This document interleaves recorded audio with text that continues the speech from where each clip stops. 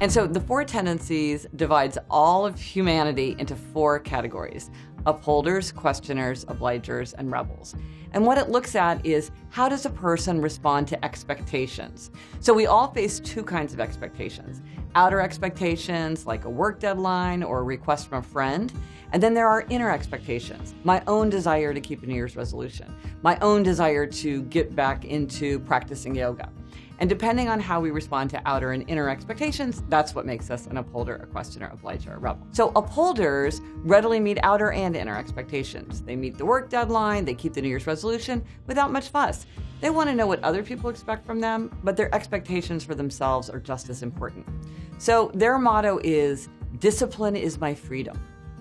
Then there are questioners. Questioners question all expectations. They'll do something if they think it makes sense. They resist anything arbitrary, inefficient, unjustified. They always have to have a reason. So their motto is, I'll comply if you convince me why.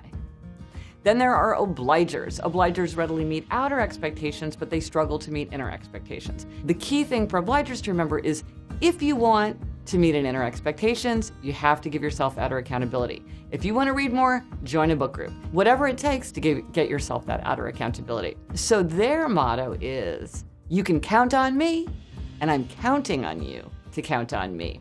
And then there are rebels. Rebels resist all expectations, outer and inner alike. They want to do what they want to do in their own way, in their own time. They can do anything they choose to do, anything they want to do. But if you ask or tell them to do something, they're very likely to resist. So their motto is, you can't make me, and neither can I.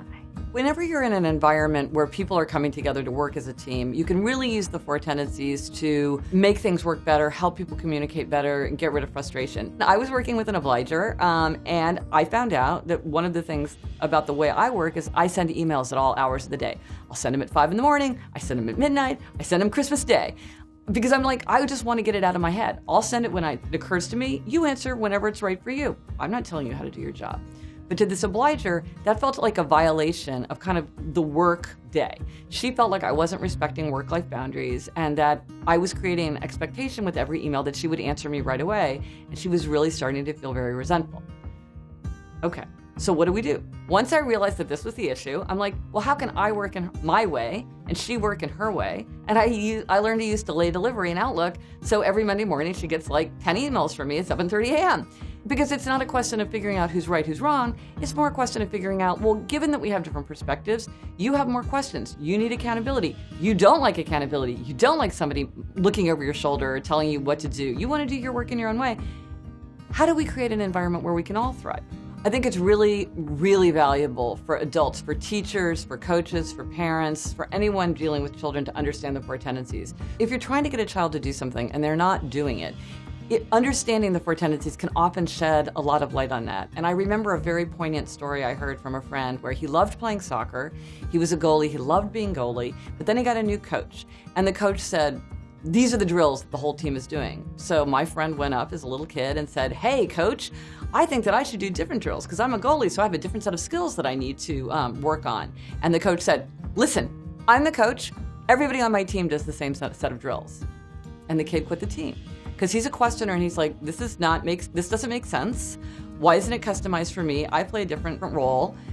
You don't have any answer for me. I'm not going to just do it because you say so.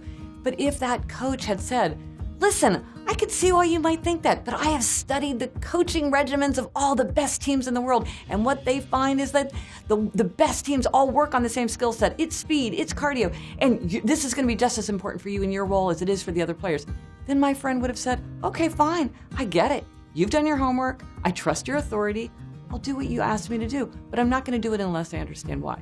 These are patterns that make it a lot easier to get things done, stop procrastinating, work more effectively with other people, reduce conflict, because it really helps us understand how to set ourselves up for success.